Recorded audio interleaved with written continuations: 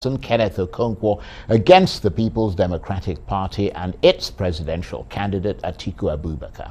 Mr. Okonkwo appeared on this program on Tuesday, alleging that Mr. Abubakar is spectacularly corrupt and that under the PDP so much of Nigeria's commonwealth was diverted and snatched away, and by that measure the party or the candidate do not deserve to be allowed anywhere near the corridors of power again.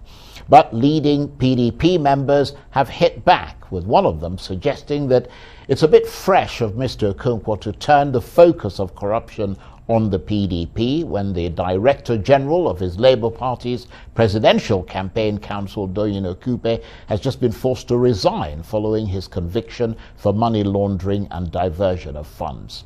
So is all this part of the usual saber rattling that comes with election campaigns, or is there a strong point to be made about the issue of corruption in Nigeria and who's most guilty of it? We'll discuss all that in a moment, but first, here's a snippet of Kenneth Okonkwo speaking about Atiku and the PDP on this program on Tuesday.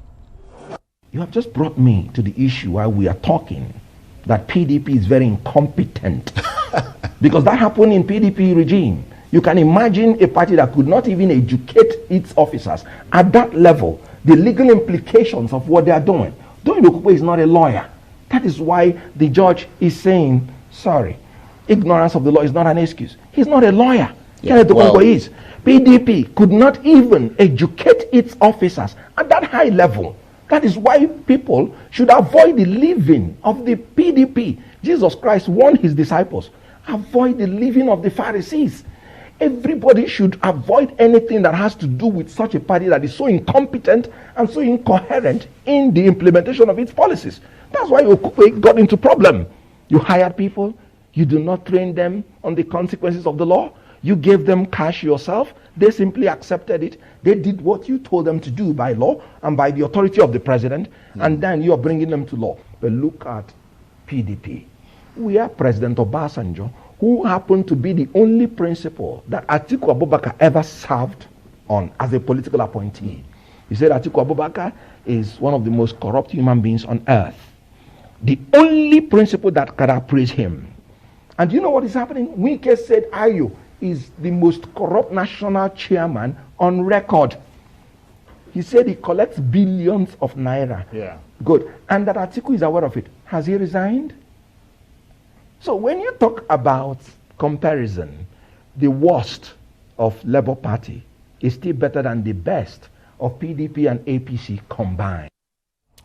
And that's Kenneth Okonkwo there, who is a spokesman for the Labour Party's Presidential Campaign Council. Well, for reaction to that, I'm joined now in the studio by the spokesman of the Atiku Presidential Campaign, Daniel Bwala.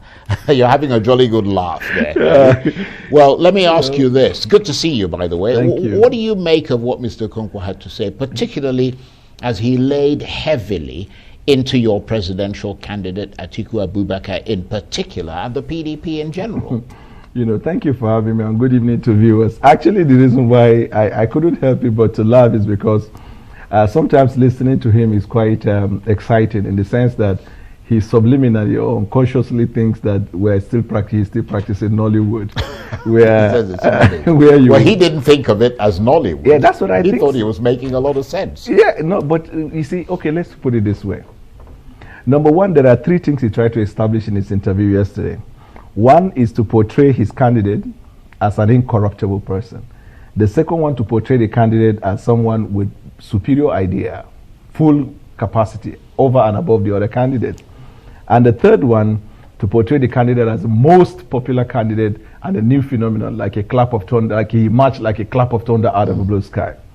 Let me take him on one by one. Number one, about his projecting his candidate as incorruptible. It's very possible that he knows or he doesn't know that Peter Obi is not a new phenomenon that emerged like a clap of thunder out of a blue sky. Peter Obi had a stint in government. He ruled in Anambra for 8 years. And during this period, Peter Obi domiciled the money of Anambra in a bank to which he was a shareholder. And that explains why even the salary of staffs were not, workers were not paid on time. Because the more the The more the time you keep money in the bank, you get some benefits. That's why for, I think about a good part of 5 years or so, he did not conduct local government election. And the money that was sent, money coming from the federal allocation for that purpose, he had it kept in the bank to which he was a shareholder. And that is why even the contractors that were given contract during the time he governed as governor, their monies were not paid on time, yet so he could get the interest. As a matter of fact, December salary for staff were not paid until sometimes the next year. And no time throughout his governorship time where the staff ever paid as at when due, which is not what you find with Soludo, who is from Abga at the moment. Yeah, but I have to say this. I don't have any evidence in front of me right now. Yeah, because I'm not debating you. Yeah, he said what he to said. Be able to kind of you can verify the points that you're making. I want to quickly get through Right. the 3-point race. So, and that is one. And then number two, he probably does not know that one of the reasons why they have problem in their party at the moment is still around money sharing. When Peter Obi came back from North America, there was rumor flying that he was asked to declare the money that he got from supporters, and that he did not. Instead, he even opened a private account, which created a problem, so to speak, between him and some key leaders in the party, which explains why Doyin Okupe was alleged to have demanded some accountability or that his share be paid, allegedly, which was not given to him. And then the next thing you heard, some people wanted to remove it. Yeah, but these are all kind of wild rumors, aren't they? I mean, so, you can't authentically verify the things that you're saying. So has he verified everything he said about Atiku? Well, let me do this then.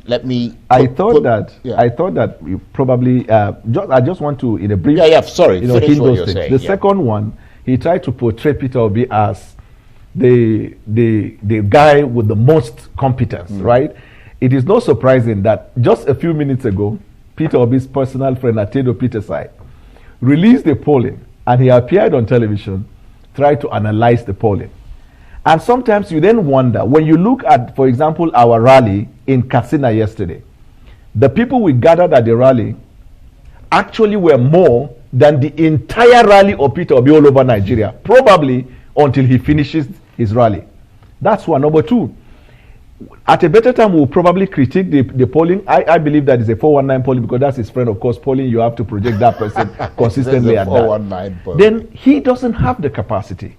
Throughout his reign in Anambra, you could see that he did not, these are reports from experts, that he did not focus on infrastructure. He was keeping the money in the bank for his own interest. So in terms of, and then when he talked about production from consumption to production, his life is the very opposite. He has a department store. Everything that is sold in that department store are imported. And that's his lifeline. So you wonder whether it's more about consumption is what you're saying. It's more about consumption. It's more of the same. So he's the kind of fellow that believes in rhetoric, right? You'll find the frustration of the people and build on that. And lastly, he tries to project him as the most popular candidate, which is why they came up with this polling. And I heard that tomorrow or next tomorrow, that Peter Obi is going to grant interview with CNN. So that's what they do. Project him as the leading candidate, then schedule interview for him with international community, so that by the time he loses in January, the next line of argument will be that he consistently led and was denied the victory. So we know that, and that's why we are engaging even international news media. Your news media is international. To tell you that when you look at sample of error and a margin of error and the sample size of what they do, you will discover that they always pull from a demographics of Peter Obi supporters. Even if they call individuals from say place like Kano, they will go to Sabongeri in Kano, and they will call Daniel, Chukwudi, and Chukwuma, and they say from Kano they pulled. And how many people have telephone in Nigeria? You see, the demographic you see in the rally are most likely to vote than those guys that sit in the comfort of their homes that they called on phone to seek their opinion. But in any case, Nigerians don't even believe in polling. To be entirely fair, the most credible form of polling that you can conduct in this country is by telephone, because a significant percentage of people, including people in rural areas and all over the country, own telephones. So let me tell you, they may not necessarily own smartphones, but they own telephones. So this is how to fact check them. When they say they polled from telephone, you ask them to produce Where did they get the data, the telephone numbers of those individuals? Let them produce them, the identity and the ethnicity of those they polled, and let organizations such as YAGA or PLAC or any other civil society organization do the forensic analysis. Well, I will let you take that up with them, because I mean it concerns your political. I mean you're one of the parties that is running, so therefore if you have any questions about it, I mean you can address it to them. But their argument, when you made the point of your rallies being considerably bigger than theirs, is that you purchase the people who come to your rallies. You pay them. Whereas the Labour Party, according to them, does not pay people. And people come of their own volition. But do you pay people to come to your rallies? I want to answer from the premise on which you're coming, right? When I made some assertion, you asked that it is like a rumor, it can be substantiated. So if that is what they told you, what was the premise for which they said? So it's equally a rumor, right? But let me tell you what they do. Let me tell you what they do. Peter Obi came up with a cliche: we don't give shishi. Why? Because he bought into the sentiment of the people. But if there is anybody who uses shishi more than anybody else, it is Peter Obi and his campaign. And I'm saying that because I have friends who are in his campaign who live large like Hollywood stars on the account of the campaign. Peter Obi flies private jet, helicopter choppers, exotic cars, and they go to cities where they pay their bills. They run the campaign in the same way other political parties run the campaign. So the idea that we paid people to come, okay, I'll give you an example. If we pay people to come, APC had a rally in Niger, and as big as the rally was, when they shouted Nigeria, the people say Atiku. So did they pay the people to come to that rally and chant for Atiku?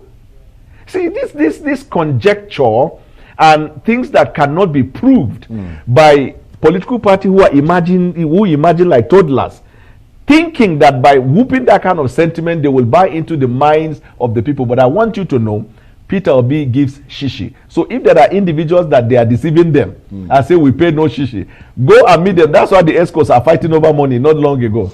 Right, okay. Well, let me make this point, because I mean you've laid in, just like they laid in on you, you've kind of laid in on them.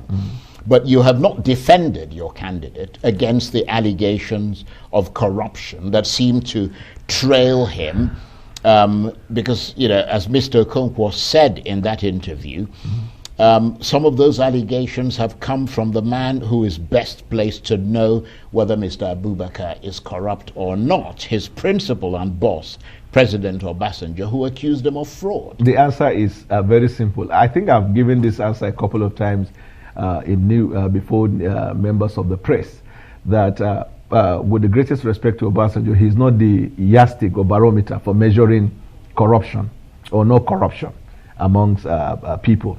And secondly, in 2019, you see, in 2015, he did not like Atiku, and he said Atiku was corrupt and supported Buhari. In 2019, he did not like Buhari, and in 2019, there's a video, I can send it to you, where the same question was asked of him, and he exonerated Atiku by himself with his mouth, not under any influence. Well, and in 2022, he is saying a different thing. But we run a government. When you say that exonerated Atiku, what do you mean? He said that the notion that Atiku is corrupt. In other words, that he's no longer. Yes, no. He said that the notion that Atiku is corrupt is wrong and not founded.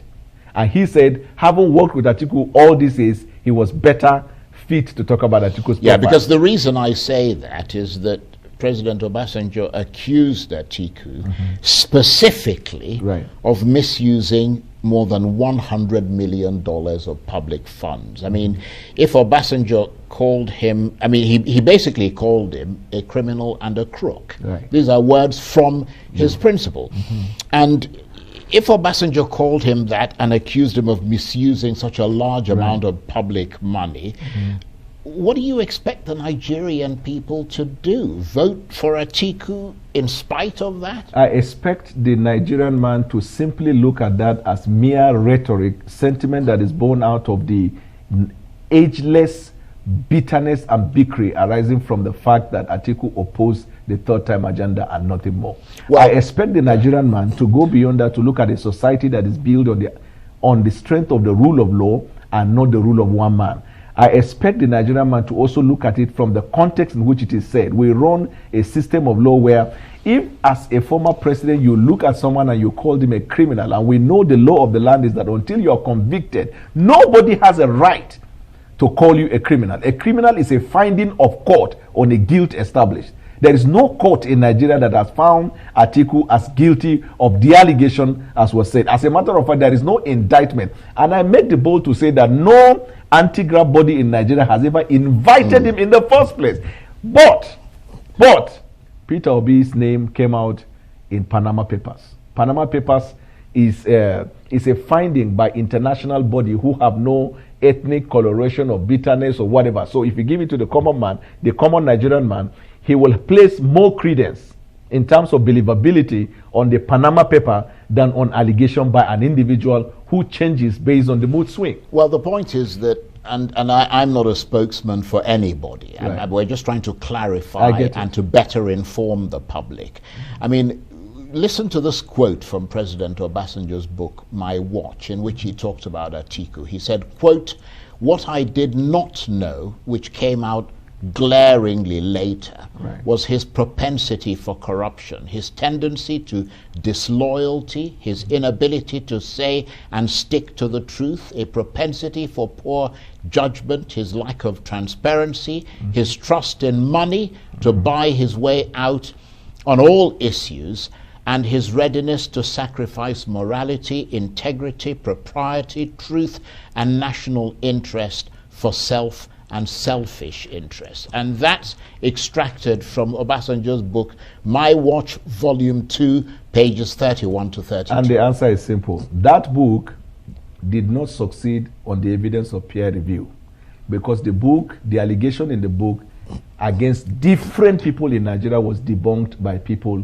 on the basis of facts. That means his entire document is a mere expression of his sentiment about people. But it is even self-indicting in the sense that as the president and commander-in-chief of the armed forces, nobody in the country has access to intelligence than you. So if you say you have been with someone for 8 years, and it is only after you finish government you realize those characteristics that are to be observed in the first 1 week of your relationship with anybody. You can imagine it's like you marry a woman, and after 8 years before you realize she's not loyal.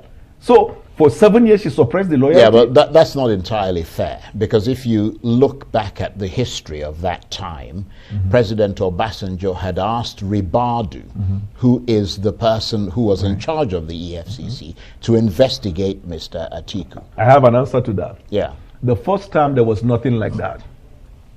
Nothing like that, absolutely.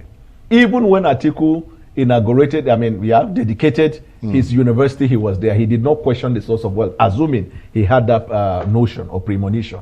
That's number one. Number two, when they were coming for the second time was when the allegation that Atiku wanted to contest, which Obasanjo had his wife nailed down before Atiku, and that's the beginning of the fractured relationship. And then as soon as they came into the second time was when the EFCC was in fact established in 2004. When he came up with the idea of a third term, Atiku led, because these are people who believe in democratic, they are vanguards for democracy. Atiku opposed that. And it is from that on, I am telling you, it is based on facts, you can verify that. It is from that time onward that their relationship became tough, one, and number two, all of these sentiments came out. Right. So in other words, there are two things. Either he was not honest with Nigerians. That means if it suit me, it was perfect. If it doesn't suit me, then it is bad. An example is Buhari. He was part of the people that worked in bringing Buhari. But we've been reading the papers and listening to news. At some point, he was pushing for certain individuals to be appointed into the cabinet. And it was reported that he didn't find his way. From that day onward, Buhari was a bad person. And yeah, but a lot of people in Nigeria, that's why your party is running on the premise that it is running. And a lot of people across Nigeria are saying they don't necessarily want to see the APC or Buhari or whatever they were actually ever again, because they believe he hasn't delivered. Why wouldn't Obasanjo not be able to express that sentiment? No. The Nigerians were crying. I remember vividly, I was in APC, I was supporting the government, right? Nigerians were crying, complaining of inflation and everything. When Obasanjo was going on envoy visit, he will come back, he will be confronted with the question, he will be begging Nigerians to give him time that Buhari is good, Buhari is excellent because he was in good books. I am telling you this, we can never build a society where the rule and opinion of one man becomes the barometer for measuring the progress of a country. You might be consoled, even if slightly, by the knowledge that in that same book, My Watch, Mr. Obasanjo described Bwala Ahmed Tinubu as, quote, definitely one of the worst cases in terms of corruption. Again, so, I will tell you something. So your presidential candidate has some company there in terms of people I'm not consoled. Sees as manifestly corrupt. No, but I'm not consoled. Why? Because although I don't support Asiwaju, but it is a documented fact that he also has hatred for Asiwaju. So the two people, President Obasanjo, with the greatest respect, will not want to see govern this country as these individuals, either Atiku or Asiwaju. That is why he's going for Peter Obi. Right. All right. So on the basis of that, I'm saying I am not consoled by the book. As a matter of fact, it is not just his book. Memoir and some of these publications emerging from politicians in Africa, that's one of the reasons why the book don't sell in the international market, because they are books that are not bred out of sincerity. It is usually the documentation of your sentiment, oftentimes influenced by a certain consideration that does not give the reader the opportunity to look at it from an unbiased point of view. That is why I told you about the polling.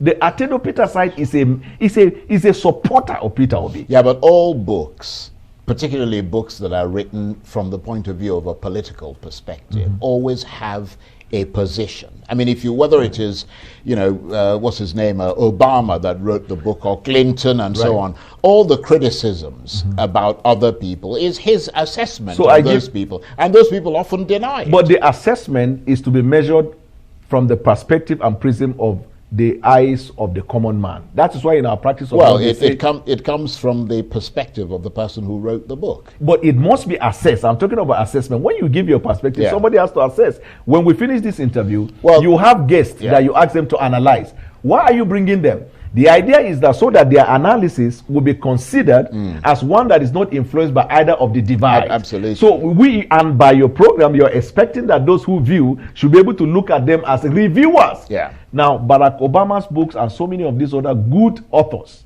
their books pass this test, even among the Republicans. Yeah, well, they're not Nigerians, are they? They're not. They're you cited Barack Obama. No, I'm just. So I just took you on that. No, but I'm just. Okay, mention a Nigerian book. I am making the point that the circumstances in Nigeria are slightly different in terms of the direction the books take. What I was trying to say was that generally speaking, politicians will write books, particularly if they've been in office, criticizing people, some people they worked with or they worked against, and those people will typically deny those accusations. And the veracity of what they wrote is to be assessed by the normal people. That's why the book is there for anybody to read. That's the on whole the evidence of the most opinions people have kicked against that book. Let me say this before we have to go, because it's always very interesting sort of talking with you. Since we mentioned Tinubu and so on, well, what about these alleged moves to get rid of Godwin Emefiele, the governor of the central bank? I mean, some have suggested that it would be to the advantage of parties like the APC and the PDP, who are big cash spending parties, to remove him from office because of his monetary policies that are, aimed at checkmating corruption in the election. Yeah, you see, Governor Emefiele, he's a member of APC, not a member of PDP. He almost ran for presidency in APC. He was appointed by APC. Ordinarily, we should be calling for his head. But we are saying whatever reform he has started, he should be allowed to finish. So that reform that they introduced should checkmate bullion politics. Bullion van politics. Now, look at it this way. What exactly do you mean by bullion? Explain that a little bit. There's a proverb, I think from the point of view of scripture, that says, let him who has ears hear what the Spirit is saying. But all I'm trying to say is that we didn't initiate the policy, right? But we believe that the 2023 election with Beavers is an election of the people, not the election of the big man. And so even the policy they introduced, we see it as a policy that will reflect the wishes of the people, where money and some of these other inducement strategies are not going to have their place. But they have, because he said it in London, when he said democracy, it is not served like a la carte. You have to grab it, You have to catch it. You have to You mean snap it. Tinubu said? Yes, Yeah. and run with it. And as soon as he said so, we begin to see some of these things. We issued a statement yesterday. That reform they came out with should be allowed to have its course after election. You can do whatever you want to do with him. We are not saying he's innocent or he's guilty. It's none of our business because we are not law enforcement.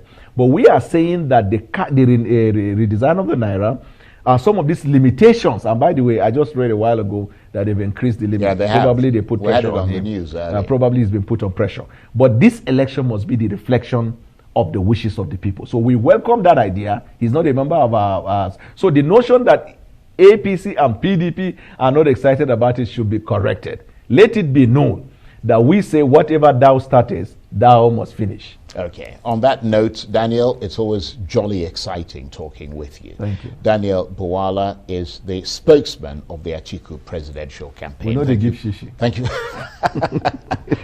Thank you.